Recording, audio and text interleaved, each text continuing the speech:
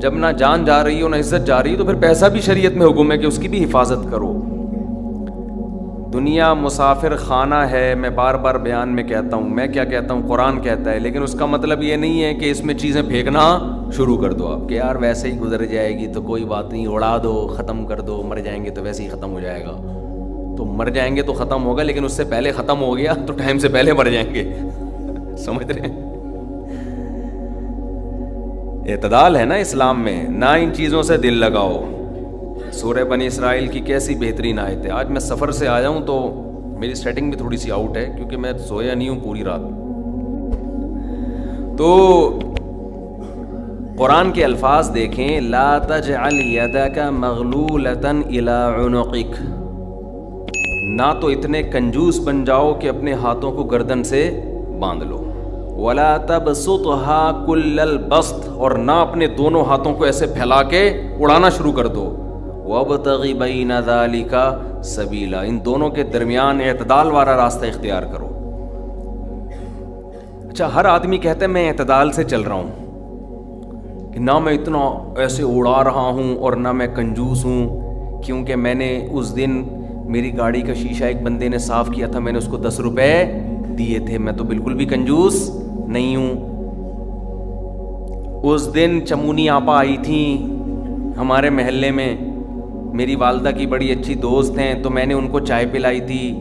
میں تو میں نے یہاں میری مسز نے کہا تھا کہ 2 سموسے لے آؤ, میں لے آیا تھا. اگر میں کنجوس ہوتا تو میں کہتا نہیں, نان نفقے کے علاوہ کچھ بھی گھر میں نہیں آئے گا. تو آپ میں اعتدال ہے یا نہیں, یہ فیصلہ خود نہ کرو میرے بھائی. کبھی کچھ دن سخی لوگوں کے ساتھ گزارو تو ہم سب کو پتہ چلے گا کہ ہم سب کیا ہیں, کنجوس ہیں. سمجھ رہے ہو, ہم سب کنجوس ہیں. کچھ دن سخی لوگوں میں اٹھو بیٹھو. اسلام چاہتا کیا ہے؟ جو اسلام چاہتا ہے وہ تو میں پوری بات کہوں گا تو شاید جمعہ پڑھنا چھوڑ دیں آپ لوگ. اسلام کہتے ہیں مسافر خانہ سمجھو اس کو, اتنا نہ اڑاؤ کہ کل مانگنے کی ضرورت پیش آ جائے, بس اس سے کم خرچ کرو, ٹھیک ہے نا. یہ رکھنے کی چیز نہیں ہے. لیکن ہم یہ نہیں, ہم نے تو کتنے سالوں کا جمع کر کے رکھا ہوا ہے, جمع ہوتا جا رہا ہے, ہوتا جا رہا ہے, ہوتا جا رہا ہے, پلاٹ کی شکل میں, گولڈ کی شکل میں, دکانیں, پھر پراپرٹی, ہوتے ہوتے ہوتے. کمال کی بات یہ, اسلام کمانے سے منع نہیں کر رہا, جمع کرنے سے منع کر رہا ہے. اور ہم نے دینداروں کو دیکھا ہے کمانے کی زیادہ کوشش نہیں کر رہے, جمع زیادہ سے زیادہ کر رہے ہیں. عجیب بھائی, ارننگ بڑھاؤ, اپنی ڈبل کر دو, اس میں فائدہ ہے. مسلمان پاورفل ہوگا تو اسلام ترقی کرے گا. تو کہتے ہیں نہیں یار میری آمدن مہینے کی اتنی ہے تو مجھے کیا ضرورت ہے. لیکن اس آمدن کو کیا کر رہے ہیں, جمع کر رہے ہیں. بھائی کمائی ڈبل کر دو تاکہ خرچ بھی کیا ہو جائے, خرچ اچھی جگہوں پہ شروع کر دو. اپنے لیے نہیں کماؤ, قوم کے لیے کمانا شروع کر دو نا. ڈبل کمانا شروع کر دو, 4 گنا کمانا شروع کر دو, لیکن اس کمائی کو پھر خیر کے کاموں میں خرچ کرو. نبی صلی اللہ علیہ وسلم نے فرمایا ایماندار تاجر وہ شخص جو اس لیے تجارت کرے کہ لوگوں کے سامنے ہاتھ نہ پھیلانا پڑے, ایمانداری کے ساتھ تجارت کرے. پیغمبروں کے ساتھ ہوگا قیامت کے دن. حضرت عثمان اگر تھوڑا کماتے تو 400 گھوڑے دیتے جہاد میں, بولو نا. گھوڑا لینڈ کروزر تھا اس زمانے کی, 400 V8 حضرت عثمان نے دیے ہیں. کتنا کمایا ہوگا. ہاں اتنا کمانا کہ آپ اپنے صحت کی کبھی خیال نہ کر سکیں, آپ بیوی بچوں کو بھی ٹائم نہ دے سکیں, وہ پھر کمانے میں بے اعتدالی ہے. کمانے کا ایک حد تک آپ کے ٹائم اور جسم سے تعلق ہے, اس کے بعد کھوپڑی سے تعلق ہے. کھوپڑی نہیں استعمال کر رہا, گدھا بنا ہوا ہے, محنت بہت کر رہا ہے. ہم نے ایسے کمانے والے دیکھے ہیں کہ سارا دن کمانے کی فکر میں ہوتے ہوتے بچوں کی فکر ہی نہیں ہے, بیوی کو ٹائم نہیں دے رہے, ماں باپ کو ٹائم نہیں دے رہے, اپنی صحت کو ٹائم نہیں دے رہے. تو زیادہ کمانے کا یہ مطلب ہرگز نہیں ہے. زیادہ کمانے کا مطلب یہ ہے کہ کمانے میں ٹائم تو آپ نے اتنا ہی دینا ہے جتنا آپ کی صحت اجازت دیتی ہے. نماز کا ٹائم نکلے, تہجد کا ٹائم نکل جائے, تسبیحات تلاوت کا ٹائم نکلے اس میں آپ کے لیے, کچھ اللہ کا ٹائم بھی نکلے, کچھ دین کی تبلیغ کا ٹائم بھی نکلے, کچھ پڑھائی کا ٹائم بھی نکلے. ویڈیو نہیں بنائے بھائی, یہاں لکھا ہوا ہے نا, کچھ پڑھائی کا ٹائم بھی نکلے, یہ تمام چیزوں کا ٹائم نکلنے کے ساتھ ساتھ پھر کمانے کو ٹائم دینا ہے. اس میں پھر جب اتنا ٹائم دے کے پھر پلاننگ کر کے اس کو بڑھانے کی کوشش کرنی ہے, یعنی ارننگ کو بڑھانے کی کوشش کرنا ہے. یہ نہیں کہ آپ نے ٹائم زیادہ دینا شروع کر دیا, اس میں ٹائم زیادہ دینے سے تو آپ کی صحت کو نقصان ہوگا نا. ارے 5 نمازیں تو پڑھنی پڑیں گی نا ٹائم پہ, پھر تلاوت روزانہ کرنی ہے کہ نہیں کرنی ہے, صبح شام کی تسبیحات ہیں وہ بھی کرنی ہے, تہجد کی بھی کوشش کرنی ہے, باپ کو بھی ٹائم دینا ہے, اماں کو بھی, بیوی بچوں کو بھی, پھر باقی پھر اپنی ایکسرسائز وغیرہ صحت کو بھی, پھر باقی ٹائم کس کو دینا ہے, وہ پیسہ کمانے کو دینا ہے. پھر اس پیسہ کمانے کے کو جتنا ٹائم آپ نے دے دیا تو اس میں آپ کہہ سکتے ہیں کہ پھر ہم اس کو بڑھائیں کیسے, ہم تو 8 گھنٹے کمانے کو دے رہے ہیں, اب اس میں کیسے بڑھائیں ہم. تو بھائی کھوپڑی استعمال کر کے کیا کریں, اس کو بڑھائیں. کھوپڑی سے چیزیں بڑھ جاتی ہیں, کھوپڑی تو استعمال مسلمان کر ہی نہیں رہا ہے نا. اب یہ کہ کیسے کھوپڑی استعمال کریں, تو آپ خود استعمال کرو کہ یار میں یہ کام کر رہا ہوں تو میں اگر یوں کر لوں تو یہ ایسے بھی ہو سکتا ہے. یہ بیٹھیں گے تو سمجھ میں آئے گا انشاءاللہ آپ کے خود, لیکن بیٹھتے ہی نہیں ہیں, سوچتے ہی نہیں ہیں. جو جہاں کھڑا ہے وہیں کا وہیں رہے گا وہ. خیر, تو میں کیا عرض کر رہا تھا, وہ تو بات ختم ہو گیا, آپ لیٹ آئے نا, اصل بات کچھ اور شروع ہوئی. اچھا خیر, جلدی سے بات کو میں لے کے آتا ہوں. تو اعتدال جو ہے نا, سخاوت, سخی لوگوں میں آپ اٹھیں گے بیٹھیں گے تو پتہ چلے گا کہ اعتدال کسے کہتے ہیں. عربوں میں بڑی سخاوت ہے, ہم نے علماء میں بڑی سخاوت دیکھی ہے. تو سخاوت کا مطلب یہ ہے کہ آپ اتنا خرچ نہ کریں کہ کل آپ کو مانگنا پڑ جائے. اس کا علماء نے ایک معیار بیان کیا ہے, وہ خوب اچھی طرح سمجھ لیں, وہ بڑا زبردست معیار ہے کہ اپنے اور اپنے بیوی بچوں کے لیے 1 سال کا ذخیرہ کر لیں پیسوں کا, چاہے وہ گولڈ کی شکل میں ہو یا کرنسی کی شکل, بہتر ہے گولڈ کی شکل میں ہو. آج اگر آپ جاب لیس ہوتے ہیں تو 1 سال تک اگر آپ کو جاب نہ بھی ملے تو آپ نے جو پیسہ اسٹور کیا ہوا ہے اس سے اسی معیار کی زندگی اپنے گھر والوں کو دے سکتے ہیں جو اب تک دیتے آئے ہیں. اور یہ 1 سال آپ کے پاس جاب تلاش کرنے کا یا کاروبار دوبارہ سے اٹھانے کا آپ کے پاس موقع ہے. 1 سال سے زیادہ کی پھر کوئی انتہا نہیں ہے. لوگ کیا کرتے ہیں, جمع کر رہے ہیں کہ کل اگر جاب چلی گئی, کل اگر کاروبار ٹھپ ہو گیا تو بھائی کل کیا, پھر تو خبر تک کا رکھو سنبھال کے, وہ تو پھر ٹینشن سے ہی دنیا سے جاؤ گے. تو کچھ اللہ پہ توکل کرو نا اس معاملے میں. اللہ ہمارے بس میں یہ تھا, 1 سال ایک خاص مقدار ہوتی ہے, اس میں چاروں موسم آ جاتے ہیں. بھئی کاروبار آپ کا نہیں چلا, سردی میں نہیں چلا تو ہو سکتا ہے گرمی میں چل جائے, خزاں میں چل جائے, بہار میں چل جائے, تو کبھی نہ کبھی تو چلے گا. نہیں چلا تو پھر اللہ نہیں چلانا چاہتا, وہ اسی میں اللہ کرے بیٹھ کے. جو آدمی اللہ پہ اعتماد توکل نہیں کرتا وہ تو کبھی زندگی میں سکون میں آ ہی نہیں سکتا ہے. تو 1 سال کا اسٹور کر لیں آپ. اور بہت اللہ نے پیسہ دیا ہے تو بچوں کے لیے ایک پراپرٹی لے کے ڈال دی, پلاٹ 2-4 لے کے ڈال دی. مرنے کے بعد بچے بالکل روڈ پہ نہ آ جائیں, بس باقی کیا کرو, کھاؤ کھلاؤ. ٹھیک ہے, کیا کریں. ایک لطیفہ سنا دوں, ہمارے ایک دوست نے بھیجا تھا, بڑا زبردست قسم کا. ہمارے ایک دوست ہیں لاہور میں, انہوں نے کسی کا لطیفہ بھیجا, لیکن لطیفہ بڑا سبق آموز ہے. وہ ایک آدمی گیا گوشت کی دکان پہ, شاید آپ لوگوں نے بھی سنا ہو, اور کہنے لگا کہ 1 کلو گوشت دے دو.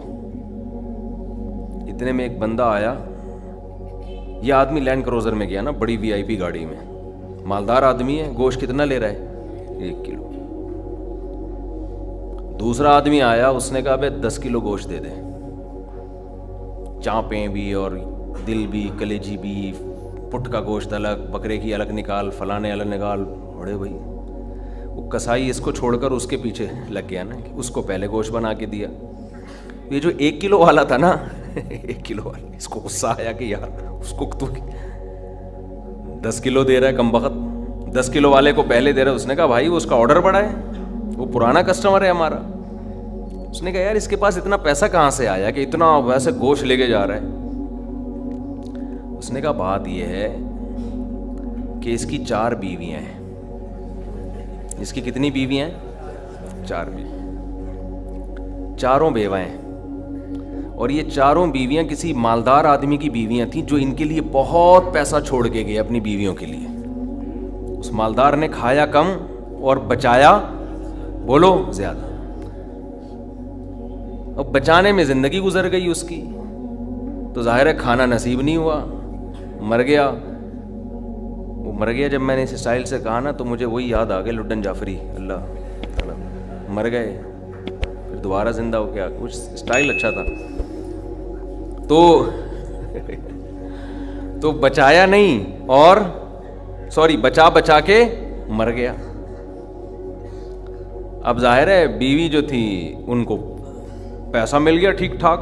اب ان کے پاس پیسہ ہے، بندہ مارکیٹ سے شارٹ ہے. عورت کو ظاہر ہے پیسے کے ساتھ شوہر بھی تو چاہیے نا، اس میں بھی ڈیزائرز ہیں، اس کو بھی ضرورت ہے میاں کی. تو یہ غریب کا جذبہ تھا 4 شادیاں کرنے کا نا، تو یہ کرتا چلا گیا. پرانے والے کا سارا پیسہ کس کے پاس آ گیا؟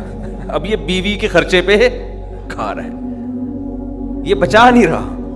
ظاہر ہے عورت کا پیسہ ہے، تو یہ دوسرے کے پیسے پر ان کی بیویوں سے شادی بھی کی ہوئی ہے اور اس دوسرے کے پیسے پر کھا بھی رہا ہے. اس لیے یہ 10 کلو گوشت لے کے جاتا ہے. سمجھ رہے ہو؟ اس نے فوراً کہا میرے لیے بھی 10 کلو بنا دے. میں نہیں چاہتا میرے مرنے کے بعد میرا ہوا بچا پیسہ کوئی اور بے غیرت استعمال کرے. معذرت کے ساتھ، ابے پہلے خود تو کھاؤ. اس وقت جو تمہاری حاضر سروس بیوی ہے، بولو تم جب تک میری بیوی ہو تو کھاؤ، ٹھیک ہے نا؟ تم بھی کھاؤ میں بھی کھاؤں گا. مر گئے تو بھائی وہ اس کے لیے نکاح کا دروازہ، اور جب ہمارے بیانات چل رہے ہیں تو یہ تو اور دروازہ کھل گیا ہے. پہلے تو بیوہ کو رشتہ ہی نہیں ملتا تھا نا، اب تو بہت سی بیوہ ایسی مارکیٹ میں آ گئی ہیں، پیسہ بہت ہے، بندہ نہیں ہے، ہم اپنے خرچے پہ شادی کرنے کے لیے تیار ہیں، کوئی شریف آدمی مل جائے ہمیں. اب تو ایسی بیوہ بہت آ گئی ہیں مارکیٹ میں کہ جی پیسہ ہمارے میاں بہت چھوڑ کے گیا، بندہ نہیں ہے.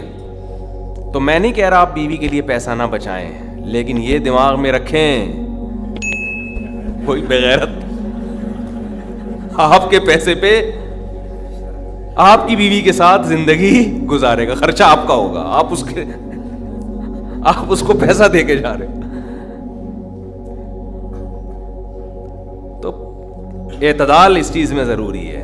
ایسے لاوارث نہ چھوڑو اپنے بیوی بچوں کو، لیکن اعتدال. اتنا بھی نہ دو کہ ہری ہری سوجنا شروع ہو. بچوں کے لیے بھی بناؤ کچھ. خیر، کہاں سے کہاں بات چلی گئی یار.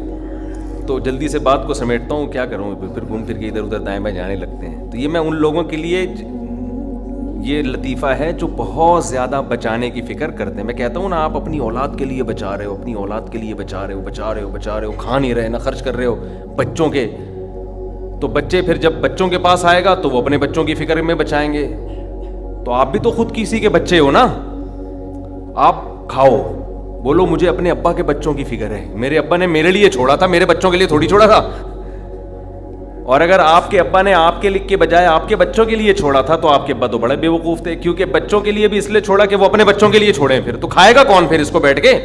بات یہ کہ اللہ پہ اعتماد اور توکل بالکل ختم. یہ بھول گئے ہیں کہ جب انسان دنیا میں آتا ہے تو صرف پیٹ نہیں لے کے آتا، 2 ٹانگیں 2 ہاتھ کمانے کے لیے لے کے بھی آتا ہے. آپ کا بچہ اپاہج ہے تو سمجھ میں آتی ہے بات. 2 ہاتھ 2 ٹانگیں تو بھائی جیسے آپ نے کمایا وہ بھی کمائے گا انشاءاللہ. جب آپ پیدا ہوئے تھے خدا نے آپ کی ماں کی چھاتیوں میں آپ کے لیے رزق پیدا کیا تھا. آپ کا بچہ پیدا ہوا تو اس کی ماں کی چھاتیوں میں بھی خدا نے رزق پیدا کیا ہے. تو اس کا مطلب رزق بچہ لے کر آ رہا ہے. تو فکر کرو اعتدال کے ساتھ، اس کو سروں پہ مسلط نہ کرو. مسلط نہیں کرو، مسلط اتنی کرو کہ بس میں نے کمانا ہے، بیوی بچوں کو فی الحال کھلانا ہے میں نے. اس کے علاوہ رزق کے دروازے کھل رہے ہیں تو کھلیں، جتنا اللہ کھول دیتا ہے. بعض دفعہ نہیں کھولتا اللہ تعالیٰ. یبسط الرزق لمن یشاء ویقدر، جس کے لیے چاہتا ہوں رزق کھول دیتا ہوں، جس کے لیے نہیں چاہتا وہ ایڑیاں کس رگڑ لیتا ہے مگر رزق کا دروازہ نہیں کھولتا. تو ٹینشن کس بات کی ہے؟ یہ تو اللہ کے ہاتھ میں ہے. آپ نے کوشش کرنی ہے، نتیجہ آپ کے ہاتھ میں نہیں ہے. اللہ غریب رکھے تو بھی خوش، انجوائے کرو یار. جس نے مجھے کھلا دیا تو بس میری ضرورت بھی 2 پراٹھے ہیں، تو میرے بچوں کی بھی یہی ضرورت ہے. اللہ ان کو بھی کھلا دے گا. اللہ میں لاہور سے آیا ہوں، پراٹھا آتے ہی پراٹھا کھایا ہوٹل پہ جا کے، اتنا مزہ آیا کہ سبحان اللہ. نہیں ملتے پنجاب میں یہ والے پراٹھے، یہ چیز نہیں ہے پنجاب میں. پنجاب میں لسی ہے، پائے ہیں ہوں گے بھائی، یہ چیز نہیں ہے بھائی. رفیع بھائی بہت دیکھ لیا، مایوس ہوتے ہیں نا انسان جا کے، وہ ناشتے کا وہ لک ہی نہیں آ رہا ہوتا. تو ہماری ضرورت بس یہی ہے تو اللہ دے دے تو ٹھیک ہے بھائی, کچھ بہت دے دیا, کھا بھی لیا, استعمال بھی کر لیا, تو چلو یار ایک آدھ بحریہ ٹاؤن میں بچوں کے لیے پلاٹ بنا کے چھوڑ دیا, مر آ جائیں گے تو چلو بھائی. اس سے زیادہ tension tension tension tension tension آخرت کی ہے. ہمارے ایک دوست نے پراپرٹی لی, اس کے ساتھ ہی قبرستان بھی ہے, تو بار بار وہاں کھڑے ہو کے بول رہے ہیں کہ یار دیکھو, میں ان سے کہہ رہا تھا ان کو